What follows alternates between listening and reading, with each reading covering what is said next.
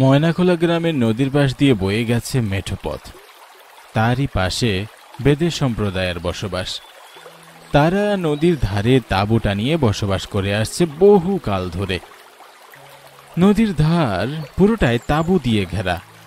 বিকেলের হালকা মৃদু হাওয়ায় তাঁবুগুলো বাতাসে দুলছে। তাঁবুর পাশে দুজন মধ্যবয়সী লোক বসে কালকে টানা নিয়ে ব্যস্ত। মেঠোপথের ধারে একটি চায়ের দোকানে বসে কয়েকজন লোক চা খাচ্ছে। প্রায় সন্ধে হয়ে আসছে। এমন সময় ঝোড়ো হাওয়া বইতে শুরু করলো। দিনু বলে উঠল, তোরা তাড়াতাড়ি কর, আজকে এখানে বেশি দেরি করা ঠিক হবে না। আজ 12ই বৈশাখ, তোদের মনে নেই? দিনু দোকান বন্ধ করে সেখানে খুব দেরি না করে মেঠো পথ দিয়ে এগোতে থাকলো। আকাশে যখন সূর্য ডুবে গেল তারপর থেকেই শুরু হতে লাগলো প্রবল ঝড়। চারিদিক তখন ফাঁকা, কেউ নেই। এমন ঝড় বাদলের সন্ধ্যায় বংশী হন্তদন্ত হয়ে মেঠো পথ দিয়ে তাঁবুর দিয়ে ফিরছে। আজই আমার তো দেরি হয়ে গেল রে বটে। আজকের দিনটা খুব ভালো লাগো। আমাকে তাড়াতাড়ি তাঁবুতে ফিরতে হবে। এই ঝড় বাদলের দিনে আমাকে এমন হইতে হবে বটে। ভগবান, তুমি আজ বাঁচিয়ে দিও। ততক্ষণে চারিদিক অন্ধকার হয়ে গেছে।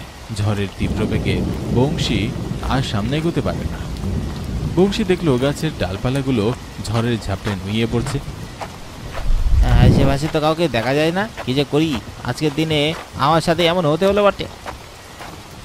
হঠাৎ কালো অন্ধকার ভেদ করে আলোর ঝলকানি দেখতে পেল বংশী। সেই আলোটা বংশীর দিকে এগিয়ে আসছে।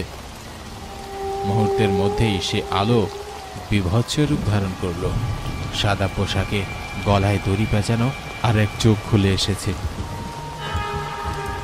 এমন দৃশ্য দেখে বংশী আর নিজেকে সামলাতে পারল না। সেই বিভৎস মূর্তিটি বংশীকে এক হাতে তুলে সেই বাবলা গাছের মগ ডালে হারিয়ে গেল। তাকে আর দেখতে পাওয়া গেল না।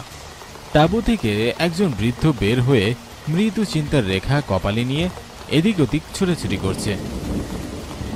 বৃদ্ধ লোকটির নাম ওঙ্কারনাথ। তিনি এই বেদেদের সর্দার।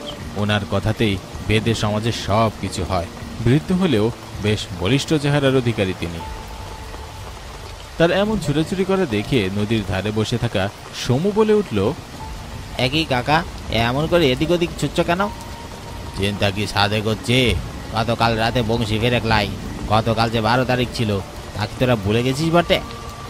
বৃদ্ধ লোকটির মুখে এমন কথা শুনে সমু আর নিজেকে ঠিক রাখতে পারল না। সে আর ওঙ্কারনাথ সেখানে এক মুহূর্ত দেরি না করে মেঠো পথের ধারে সে বাবলা গাছের নিচে গেল। গিয়ে দেখতে পেল প্রতি বছরের মতো এবারও সে একইভাবে বাবলা গাছে একটি লাশ ঝুলে আছে। সেটা আর কারোরই নয়, এই যে বংশীর লাশ। এত সাবধানে থেকে যাওয়ার পরও বংশীকে জীবন দিতে হইল। সমু, তাবু থেকে সকলে ডাইকান, আমরা এই অভিশাপ থেকে মুক্তি নিমু। সমু সেখান থেকে এক দৌড়ে তাঁবুর সামনে এসে হাঁক ডাক শুরু করে দিল। কেউ তাঁবুর বাইরে ছিল, আবার কেউ সমুটাকে তাঁবু থেকে বের হলো। তারা সেখানে দৌড়ে বাবলা গাছের নিচে গিয়ে দেখল বংশীর লাশ মাটিতে পড়ে আছে। সেখানে কিছু গ্রামবাসীও আছে। তুমুল বৃষ্টিতে ওকারনাথ বলে উঠল, এমন করে বৃষ্টি চলতে থাকলে বংশীর লাশ হৎকাত করা যাবে ক্লাই।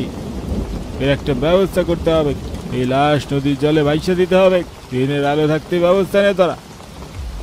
ওকারনাথের কথা কেউ অমান্য করে না। তারপর সেখান থেকে কেউ চলে গেল, কেউ সেখানে দাঁড়িয়ে থাকলো। তুমুল ঝড় জলের মাঝেই চারজনের কাঁধে লাশটিকে নদীর ধারে নিয়ে যাওয়া হলো। এরপর নদীর জলে ভাসিয়ে দিয়ে সবাই সেখান থেকে চলে গেল। অনিন্দ আর তন্ময় হাঁটছে খোলা মাঠের ভিতর দিয়ে।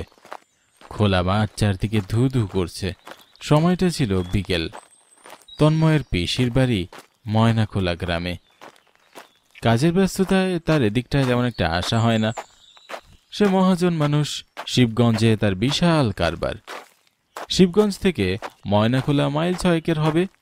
এই পথে গরুর গাড়ি ছাড়া আর কোনোভাবে যাওয়ার উপায় নেই। কিন্তু এতক্ষণে তারা হাঁটতে হাঁটতে হাঁপিয়ে উঠেছে। উফ বাবা, আর পারছি না, আর কতক্ষণ এভাবে হাঁটবো। ভেবেছি পথে বের হয়ে গরু গাড়ি পেয়ে যাব, কিন্তু এখন তো দেখছি সন্ধ্যা হয়ে গেল। তারা ফাঁকা মাঠের মধ্যে দিয়ে হাঁটতে শুরু করলো। পাশে একটা বড় বটগাছ আছে, চারপাশে তখনও অন্ধকার। তারা দুজনে কিছুক্ষণ জিরিয়ে নেওয়ার জন্য সেখানে বসল।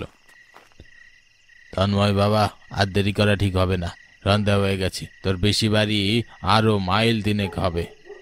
বাবা, তুমি বেশি বাড়ি একাই যেতে, আমাকে কেন সঙ্গে নিলে? আহা বাবা, তুই রাগ করছিস কেন? দেখবি যাওয়ার পর তোর ভালো লাগবে। বাবা, আমার মনে হয় একটি গরুর গাড়ি এদিকে আসছে। তারা শুনতে পেল দূর থেকে একটি ক্যারক্যার করে আওয়াজ আসছে। আস্তে আস্তে শব্দটা আরো গাঢ় হতে লাগলো। দেখা গেল একটি গরুর গাড়ি আসছে এদিকে। একটু বাদে গরুর গাড়িটা তাদের সামনে এসে দাঁড়াতেই অনিন্দ হকচকিয়ে গাড়ির সামনে গিয়ে বলল, গারওয়ান ভাই, আমাদের ময়না খোলা পৌঁছে দেবে, পয়সা নিয়ে চিন্তা করো না। ওদিকটায় ওই মেতো পথে যাওয়াটা তো ভালো না, এখন অনেক রাত হয়ে গেছে বটে, বিপদ হবে বাবু। গারওয়ানের কথাগুলো কেমন যেন রহস্যময় লাগলো, কিন্তু তাদের কাছে তার কোনো উপায়ও নেই। তারা একরকম জোর করেই গাড়িতে চেপে বসল। গারওয়ান কাঁচা রাস্তায় গাড়িটা এদিক ওদিক হেলে দুলে চালাতে শুরু করলো। শিয়ালের ডাক শোনা যাচ্ছে। চাঁদের আলোয় কিছু দূর পর্যন্ত দেখা যাচ্ছে। বেশ খানিকক্ষণ কেউই কোনো কথা বলল না। মাঝে মাঝে পেঁচার ডাক শুনে নির্জন রাস্তাটাকে আরো ভুতুরে মনে হচ্ছে। তখন গারওয়ানের কথাগুলো আমলে নেয়নি ঠিকই, তবে এখন গা শিউরে ওঠার মতো একটা পরিবেশ তৈরি হয়েছে। খানিকক্ষণ বাদে অনিন্দ গারওয়ানকে বলল, আচ্ছা তুমি তখন কি জানো বলছিলে, ওই মেটো বাদ দিয়ে আর যাবে না কেন? তবে শুনুন, আজ হঠাৎ নয় বাবু, অনেক কাল আগে থেকেই ওখানে অনেক দুর্ঘটনা ঘটে আসতেছে। মেঠো পথের ধারে বেদেরা তাবু কইরে বহুদিন যাবৎ ওইখানে বাস করে আসতেছে। অনেক আগে ময়নাখোলা গায়ের মোরল মশাই নদীর পাড় থেকে তাদের তুলে দিতে চেয়েছিল বটে, কিন্তু তাদের মধ্যে একজন প্রতিবাদ করেছিল। তাই মোরল মশাইয়ের এক পাইক রাতের বেলায় ওই বেদেকে ধরে নিয়ে যায়, তারপর তাকে গাছের ডালে ফাঁস দিয়ে রেখেই সেখান থেকে চলে যায়। এরপর বেদেরা সবাই প্রতিবাদ করছিল, তারপর আর বেদে সমাজকে তুলে দিতে পারে ক্লাই। তা সব ঠিক আছে, কিন্তু মেঠোপথের ওদিকটায় যেতে বারণ করলে কেন? কারণ প্রত্যেক 12ই বৈশাখে ওই বাবলা গাছে কাউরে না কাউরে ঝুলে থাকতে দেখা যায়। সত্যি তো, আকাশ কেমন যেন একটা গোমট মেরে আছে, চাঁদও কেমন লুকিয়ে আছে। হঠাৎ করে হালকা হাওয়া বইতে শুরু করলো, তবে অজানা একটা ভয় অনিন্দ ঠিকই অনুভব করছে। সেই দিনের পর থেকে সন্ধ্যার পর সেখানে আর কাউকেই দেখা যায় না বাবু। আজ 12ই বৈশাখ। কথাটা শুনে অনিন্দের মুখে যেন একটা বিস্ময়ের ছায়া নেমে এসেছে। এর মাঝে তুমুল বাতাস বইতে শুরু করলো। তারা দুজনেই হাত দিয়ে মুখ ঢেকে রাখলো। গরুর গাড়িটাও আর চলছে না, ঝড়ের মধ্যে চলবেই বা কি করে? ফাঁকা রাস্তায় এতক্ষণে একজন মানুষও দেখতে পায়নি তারা, শুধু তারা দুজন আর তাদের সাথে সেই গারোয়ান। আচ্ছা, এই রাত্রিবেলা তুমি গরুর গাড়ি নিয়ে বেরিয়েছ, অথচ একটা আলোর ব্যবস্থা করতে পারো না? গারোয়ান অট্ট হাসিতে ফেটে পড়ল। অনিন্দ গারোয়ানের এমন রহস্যময় হাসিতে খুব ভয় পেয়ে গেল। যা, তুমি হাসছো কেন বলো তো? আর কেন এত রাতে গরুর গাড়ি নিয়ে বেরিয়েছ? বৃষ্টির তোর আরো বাড়তে লাগলো। গারোয়ান এবার ঘুরে তাকালো, তার মুখে কাদরখানা তাদের দিকে মেলে ধরে বলল, এই দেখুন বাবু, আমি খেয়ে। অনিন্দ আর তন্ময় গারোয়ানের এমন চেহারা থেকে ভয়ে শিহরিত হয়ে গেল। এমন ভয়ঙ্কর পিশাচের রূপ ধারণ করলো সে।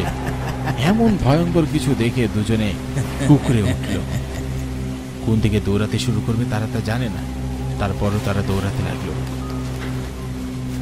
কিছুক্ষণ দৌড়ানোর পর তন্ময় দেখল তার সাথে বাবা নেই। বৃষ্টির ঝাপটা তার গায়ে লেগেছে। এর মাঝে এসে তার বাবাকে ডাকতে শুরু করে, বাবা কোথায় গেলে বাবা? কোনো উত্তর নেই। তন্ময় আতঙ্কে এদিক ওদিক তাকাতে লাগলো।